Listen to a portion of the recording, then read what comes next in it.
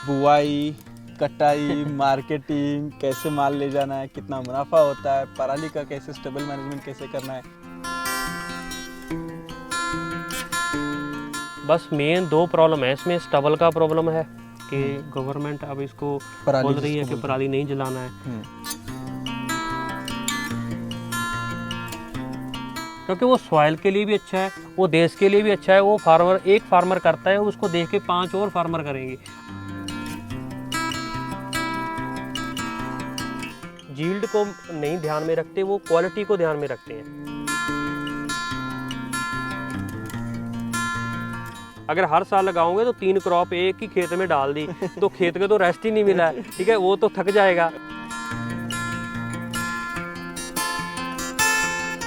जो farmer ground level पे काम कर रहे हैं वो कहीं ना कहीं गवर्नमेंट इग्नोर कर देती है उसको। कलर रॉट आ जाएगा, वो ऐसे गिर जाएगी, डंपिंग नीचे गिर जाएगी। अगर वो आपके खेत में दोबारा आ रहा है तो धान को बंद कर दो।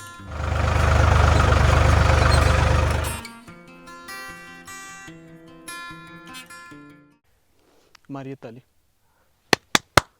ठीक है, ठीक है। नज़ारा आउंदा।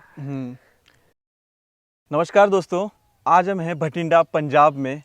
कई सालों से सोच रहे थे कि प्रगत भाई से मिल ले, साल 2 साल हो गए। इनका जो है काफ़ी अभ्यास है धान के बारे में, कॉटन के बारे में। तो आज हम डिटेल में इनसे जानने वाले कि धान का क्या सीन है, धान कैसे लगाया जाता है, कैसे उगाया जाता है, धान को कैसे मार्केटिंग किया जाता है, पूरा A to Z धान के बारे में डिटेल में जानकारी लेंगे। समझ लो कि इन्होंने एकदम PhD कर ली है धान के बारे में, कॉटन के बारे में। तो दोस्तों आज का वीडियो प्रगत भाई के साथ बहुत मजा आने वाला है, पूरा देखिएगा। प्रगत भाई नमस्कार। नमस्कार भाई, स्वागत है आपका हमारे स्वागत चैनल तो में। आपका है जी, आप इतनी दूर से हमारे खेत की तरफ आए, वो बढ़िया बात। चलिए, तो सबसे पहले तो हमें ये बताइए कि धान की खेती जो है जी, इंडिया और पंजाब के मतलब कहाँ कहाँ होती है, कौन कौन से रीजन में होती है। धान की खेती बहुत बड़े लेवल पे होती है जी, लेकिन पंजाब में काफ़ी लंबे समय से हो रही है, क्योंकि पंजाब के पास ऐसी नेचुरल रिसोर्सेज हैं। यहाँ पे धान सूट करता है, ग्राउंड वाटर अच्छा है, कैनल सिस्टम बहुत बढ़िया है, इरिगेशन सिस्टम बहुत बढ़िया लगा है, और जो क्लाइमेट है वो भी इसको सूट करता है। और कुछ एरिए में धान नहीं लगता है, मतलब लगभग 20% एरिए में धान नहीं लगता है, बाकी पूरे पंजाब में धान ही लगता है जी। और इंडिया के कई सारे हिस्से और भी है कि जहाँ पे धान लगता हाँ, है। बहुत सारे इससे काफ़ी स्टेट्स है, बिहार स्टेट्स है, यूपी स्टेट्स है, छत्तीसगढ़ है।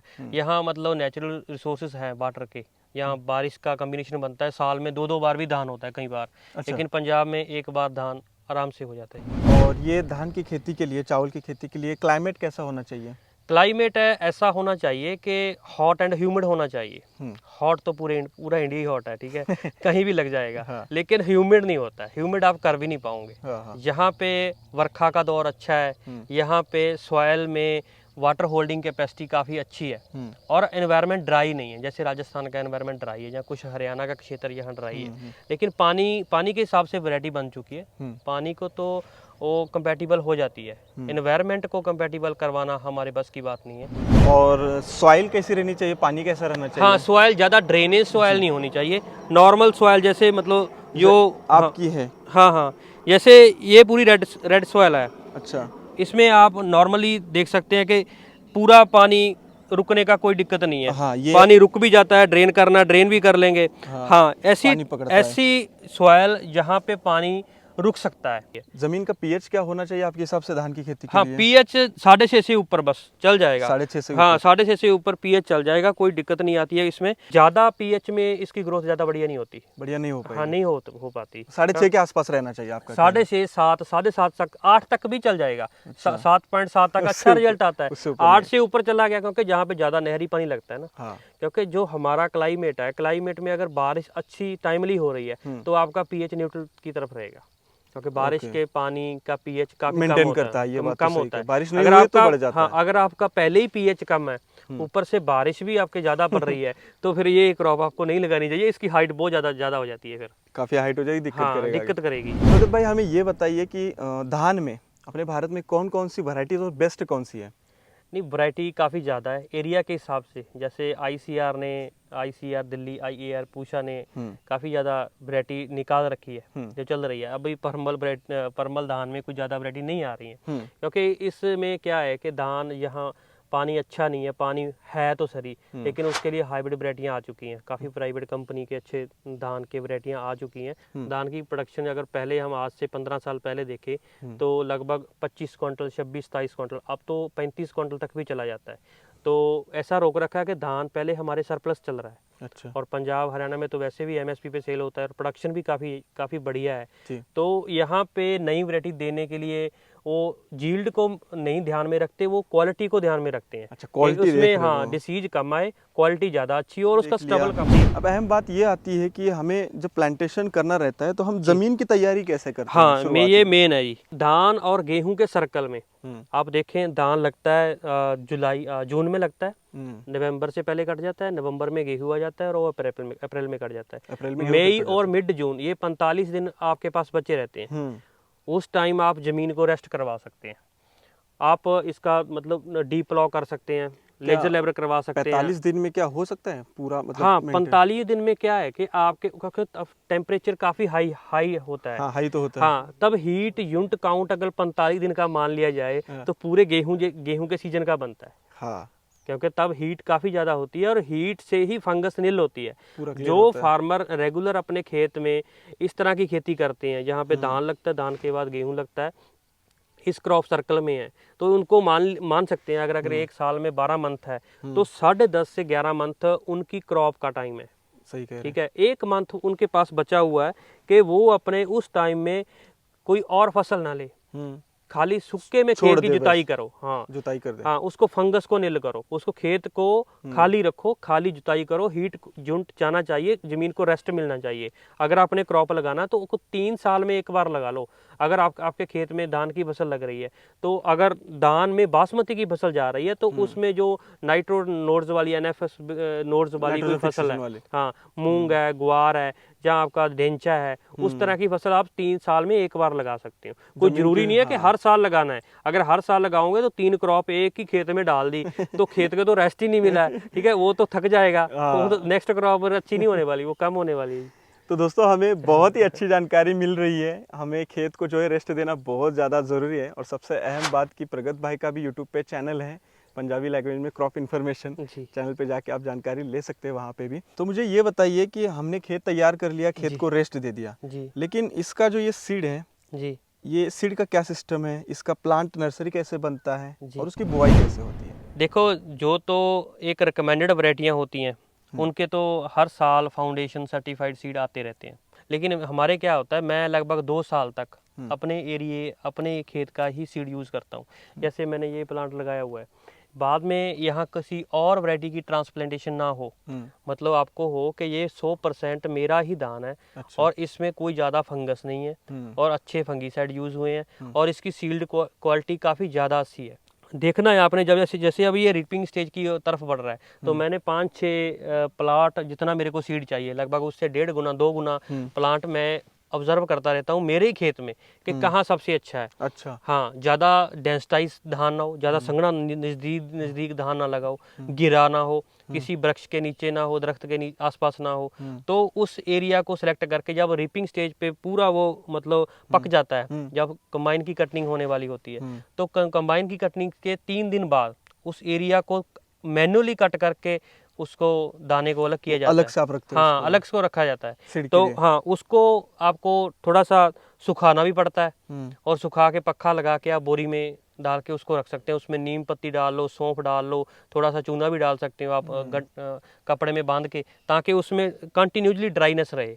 लेकिन धान के सीड के ऊपर छिलका होता है, तो छिलके के साथ ही ये सीड है, अगर छिलका निकल गया तो ये सीड नहीं है। और वो 1 एकड़ में कितने सीड लगते हैं हमें? हाँ, लगभग नर्सरी लगाते हैं जब हम, क्योंकि इसकी तो नर्सरी तैयार होती है ना। मतलब ये सीड आप इकट्ठा करते हैं और वो एक जगह पे लगाते हैं? हाँ, वो रख लेते हैं इकट्ठा करके। हम क्या करते हैं कि लगभग 10 से 12 किलो सीड एक खेत के लिए, आगे मानो 1 एकड़ मेरे लिए धान है इस टाइम, और आगे भी मैंने नेक्स्ट टाइम 1 एकड़ लगाना है, तो उसके लिए सीड चाहिए लगभग 8 किलो। ठीक है, 8 किलो चाहिए। अच्छा। क्योंकि इसमें रिस्क हो जाती है ना, कई बार नर्सरी में नीमाटोड आ गया, खत्म हो गया, बारिश से खत्म हो गई, या कुछ आवारा पशुओं ने खत्म कर दिया, तो हम ये मान के चलते हैं कि 1.5 से 2 गुना धान का सीड हम उसका रिजर्व रखें। अच्छा, एक्स्ट्रा लगा। हाँ, अगर 8 किलो चाहिए तो 12 से 16 किलो का सीड प्रति एकड़ के हिसाब से हम एस्टिमेटर रख लेते हैं नेक्स्ट सीजन के लिए सही है। तैयार करके। अगर हमारा ज़्यादा हो गया तो कोई दिक्कत नहीं, अगर कम पड़ गया तो बाहर से हमारी जैसी वैरायटी तो नहीं मिलेगी ना। जो मार्केट में आती है, मार्केट में सीड आता है, सर्टिफाइड सीड आता है, जहाँ फाउंडेशन आता है, जहाँ कहीं और तरह के सीड चलते हैं, उनका रेट भी ज़्यादा होता है। वो कैसे किलो रहता है? इनको 4 गुना प्राइस रहता है, जैसे 80 रुपए 80, किलो 100, 150 तक इतना भी चला महंगा जाता रहता है। है। जैसे मान के चलो कि 5 वैरायटी है और ये अच्छा। सबसे बड़ी उंगल है, ये वाली वैरायटी सबसे ज्यादा मांग में है और फार्मर के पास सीड नहीं है, हाँ, तो बढ़ गया। लेने वाले ज़्यादा लोग हैं, किसी को बिल भी नहीं मिलना है, किसी को सीड की श्योरिटी भी नहीं मिलनी है, हाँ। तो प्राइस भी कई बार 150 प्रति किलो तक चले जाते हैं इतना महंगा मार्केट बीज में। मिलता है। हाँ, और फार्मर को अपना सीड रख लेना चाहिए जी। अगर आप नया मार्केट से या किसी संस्था से आप फाउंडेशन सीड ले रहे हो तो 2 से 3 साल आप उसी सीड को चलाइए, कोई दिक्कत नहीं है। तो ये सीड हम क्या करेंगे, एक मेड़ में चौकोन में लगाएंगे, उसको कितना दिन में ग्रो करेंगे सीड को? सीड नर्सरी तैयार करने के लिए, हाँ नहीं, नर्सरी तैयार करने के लिए किसी मेड पे नहीं लगाएंगे, प्लेन में लगाएंगे। प्लेन में? हाँ। तो वो सीड लगाने के बाद कितने दिन बाद नर्सरी तैयार हो जाती है? हाँ, सीड लगाने के बाद लगभग 72 घंटे में इसका जर्मिनेशन स्टार्ट हो जाता है, लेकिन मैं जर्मिनेशन करके ही लगाता हूँ। कितना अंतर लगाते हैं आप जब सीड वहाँ पे लगाते हैं नर्सरी के लिए? कि पास-पास नर्सरी से के फेंक लिए, दिए? हाँ नर्सरी फेंक के देते लिए देखो, एक मरले में 2 से लेके 3 किलो तक फार्मर एक सीड स्क्वायर यूज करते हैं परमल वैरायटी का, और जो आपकी रहती है बासमती वैरायटी उसका 1.5 से 2 किलो सीड यूज करते हैं एक मरला के लिए। एक मरला मतलब एक हाँ, स्क्वायर? एक मरला मतलब 16.5 बाय 16.5 फुट। अच्छा, 16.5 हाँ, 16.5 इसको आप गुना कर लो कितना बनता है, क्योंकि हर एक एरिया में अलग अलग पैमाने चलते हैं इसके लिए। समझ गया। तो ज्यादा सीड डालने का कोई फायदा नहीं है। 72 घंटे बाद हमारा जब जर्मिनेशन हो जाता है, हाँ, उसके बाद वो कितने दिन में पूरा लगाने लायक? हाँ लगाने लायक वो लगभग 4 हफ्ते में हो जाता है। 4 हफ्ते बाद हमारा सीड तैयार होता है, तो उसकी बुआई कैसे होती है खेत में? हाँ बीजा आप मतलब लगाते कैसे हाँ, हैं? लगाते कैसे? जैसे नर्सरी का प्लांट तैयार हो गया, हाँ। नर्सरी में क्या है कि बस इतना अच्छा हेल्थी प्लांट तैयार हो जाए कि उसका अच्छा रूट डेवलपमेंट हो जाए, कम से कम एक प्लांट में 2 से 3 लीफ हो, अच्छा। पत्ते बन गए हों, बराबर। और हाइट, जैसे हम खेत में पानी खड़ा रखते हैं लगभग 3 इंच पानी रखने की कोशिश करते हैं कि शुरुआत में उसमें नदीन वगैरह तो ना पानी आए। कैसे देते हैं? हाँ, उसमें पानी पहले? बस ये खाले से देते हैं। अच्छा, ये हाँ, खाला है। ट्यूबवेल का पानी भी इसी में आता है और जो कैनल सिस्टम का पानी है वो भी इसी खाले में तो आता है। और जब बुआई होती है तो आप इसे नाले से पानी देते हैं और बुआई स्टार्ट कर देते हैं? हाँ, बुआई ऐसे नहीं स्टार्ट करते, पहले खेत को 2-3 बार जुताई करते हैं। वो मशीन से, आप मड हाँ, से? नहीं मड से नहीं, पहले सूखे को जुताई करते हैं। सूखा हो गया, हाँ। ठीक है, बाद में बारिश पड़ गई, जहाँ एक बार धान लगाने से पहले पानी लगा दिया ताकि हमारा ट्रैक्टर मड में फंस ना जाए। हाँ। सिंचाई कर लेते हैं और थोड़ा सा गिल्ला रतबा में उसको दोबारा बहाई कर लेते हैं, और वट्टे वगैरह लगी होती है उसमें पानी छोड़ के एक बार कद्दू, जिसको आप पटलिंग बोलते हैं, पटलिंग कर दिया और उसी पानी में धान को लगा देते हैं। लगभग ये अंतर कितना रखना पड़ता है हर धान के बीच में? हाँ, ये ज़्यादा जरूरी है, क्योंकि यूनिवर्सिटी बोलती है कि 8 से 9 इंच के भीतर, 6 इंच के भीतर प्लांट होना चाहिए, लेकिन मैं ये मानता हूँ कि आप देखो अपने वैरायटी, अपने एरिया में कौन सी ज़्यादा सूट कर रही है। अगर ज़्यादा संघना लगा दोगे, मैं तो ये बोलता हूँ कि अगर 1 फुट में भी प्लांट हो ना, कोई दिक्कत नहीं है। आपका कितना है अभी? नहीं, मेरा 10 से 12 इंच तक का है। 12 इंच रखा है हाँ, आपने? क्योंकि इसको गिन मिन के तो लगाया नहीं जा सकता। अगर हम ये देखें कि 1 मीटर स्क्वायर में कितने पौधे हैं, तो लगभग 20 से 30 पौधे होंगे एक जगह पे एक गुच्छा? हाँ, एक गुच्छा नहीं, सिंगल प्लांट, एक सिंगल प्लांट? एक ऐसा, जैसे मानो इसको सिंगल प्लांट मान लो, इसी को लगाना है बस।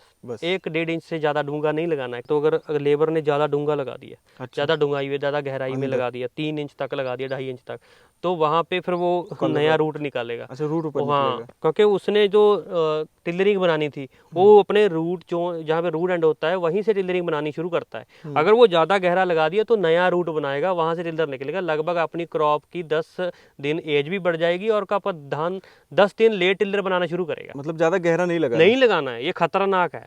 दोस्तों, किसी भी क्रॉप को लगाते हैं आप, मिर्ची को ज्यादा गहरा लगा दोगे क्या करेगी? कलर रॉट आ जाता है, कलर रॉट आ जाएगा, वो ऐसी गिर डंपिंग हो जाएगी, जाता है। डंपिंग नीचे गिर जाएगी। हाँ, किसी ये भी बात प्लांट तो को आप लगाते हैं, प्लांटेशन में ये जरूरी है। तो प्रगट जी, हमें ये बताइए कि धान में वाटर मैनेजमेंट कैसे होता है बुआई के बाद? क्या यहाँ पे ये नाली बनाई ऐसे ही होता है या कैसे होता है आपके पंजाब में? हाँ, मेनली तो खाले से ही लगता है, ये कैनल सिस्टम बना हुआ है, लेकिन पानी यहाँ 2 सोर्स से ज़्यादा होते हैं, नहरी पानी और दूसरा ट्यूबवेल का। जिस फार्मर के पास ट्यूबवेल का पानी ज़्यादा है, जहाँ नहरी पानी बिल्कुल भी नहीं है, तो वो ये खाले नहीं बनाता। वो एक मतलब चौरस टाइप, स्क्वायर टाइप एक खेत बनाता है, जिसमें 4 पोर्शन बनाता है और सेंटर में वो पाइपलाइन छोड़ देता है। अच्छा, तो वहीं से 4 पोर्शन के डिवाइड कर देता है पानी। पहले लगभग 1 हफ्ते से लेकर 2 हफ्ते तक पानी भर के रखना है। भर के रखने हाँ, क्या है, नदीन ना हो, इसमें घर पर पतवार ज़्यादा ना हो। अगर वो हो जाते हैं तो फिर बाद में बहुत सिरदर्दी होती है। वो अगर उसके ऊपर आप पोस्ट एमरजेंस हर्बिसाइड यूज़ करते हैं तो धान की ग्रोथ के ऊपर भी इफेक्ट पड़ता है, तो यील्ड के ऊपर भी इफेक्ट पड़ता है, क्रॉप की एज भी कई बार बढ़ जाती है। इस तरह का सिस्टम होता है।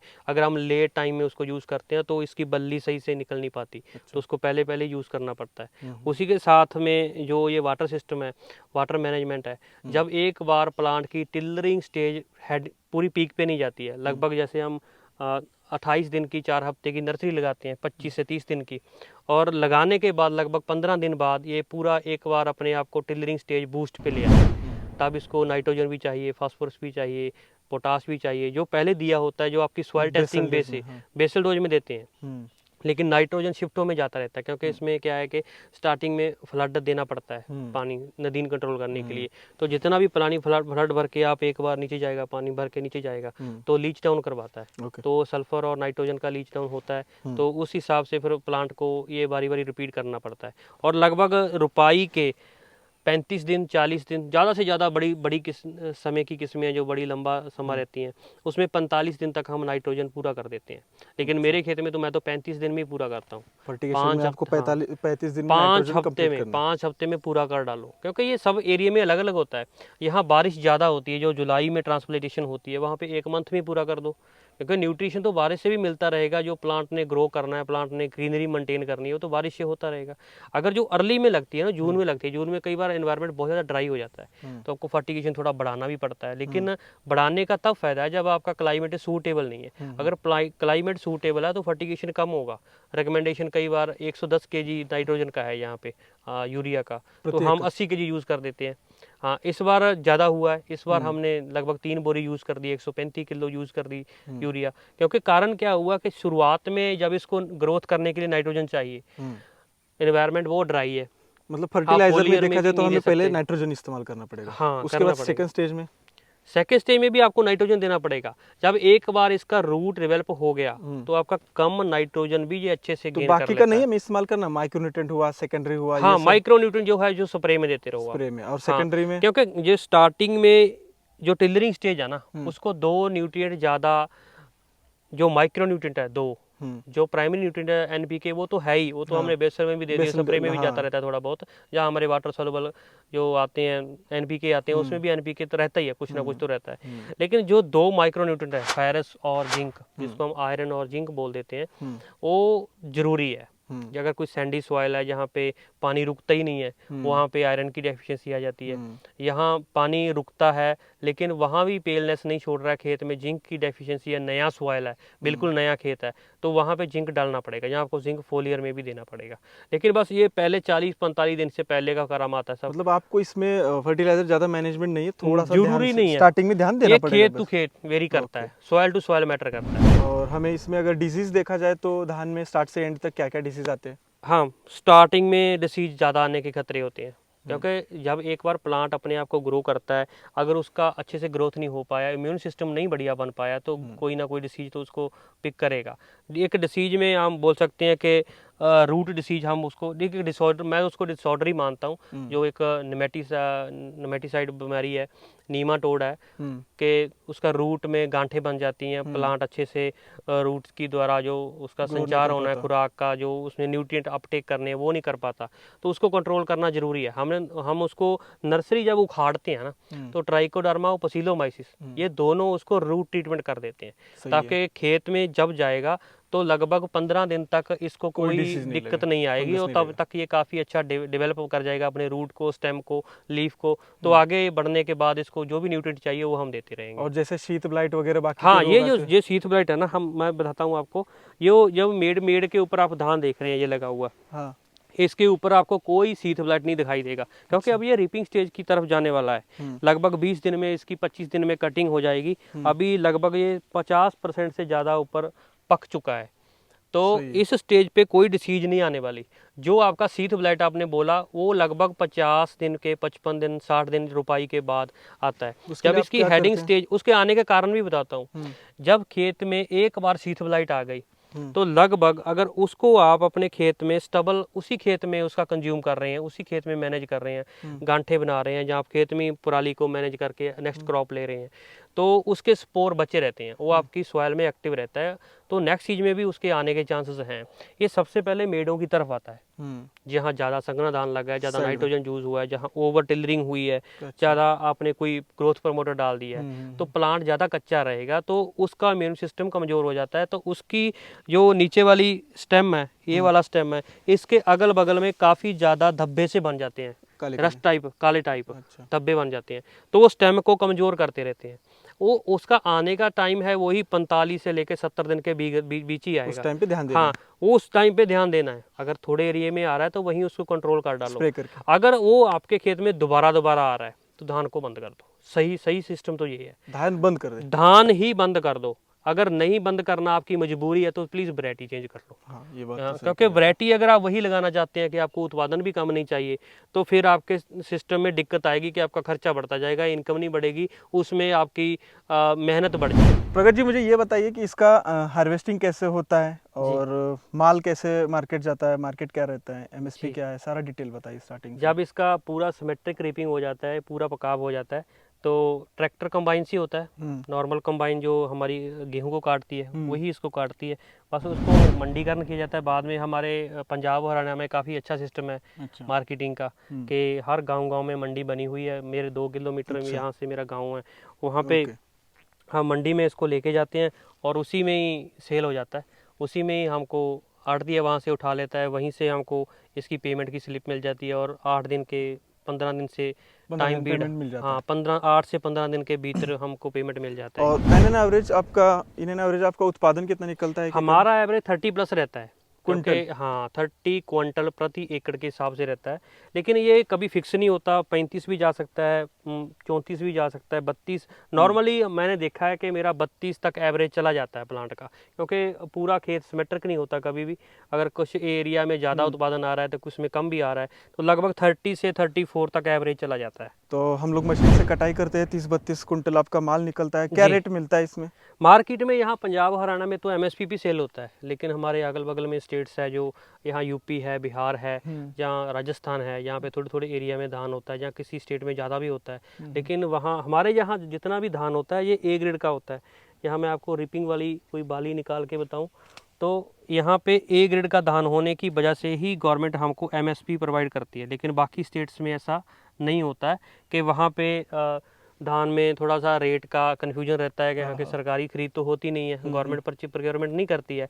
हमारे तो यहाँ स्पेशल स्टेट गवर्नमेंट और सेंट्रल गवर्नमेंट एक बजट डिक्लेयर करती है कि अभी धान की फसल कटने वाली है, तो लगभग 40 से 45 हज़ार करोड़ रुपया गवर्नमेंट को इसके लिए एक अलग से फंड रखना पड़ेगा कि फार्मर से हमने ये 40 दिन में फसल को खरीद करना है, और उसका एक रेट देती है। पहले जब इसका बिजाई करना होता है, नर्सरी लगानी होती है, तभी ही इसका रेट आ जाता है। लेकिन जैसे हम इसके बाद गेहूं लगनी है, तो अभी 15-20 दिन हो गए, इसका गेहूं का भी रेट हमको बता दिया गया है कि इतना बढ़ गया है। ओके, तो टोटल 30 कुंटल का कितना इसमें पैसा आ जाता है हमें? हाँ, 30 क्विंटल का आप देखें तो 2000 के हिसाब से 60,000 बनता है, और लगभग 15 से 20,000 में फसल पकती है। लगभग हमें 40,000 के आसपास एक एकड़ में मिल जाता है। हाँ, नेट प्रॉफिट आपका वो 30 से 40,000 हो जाता है।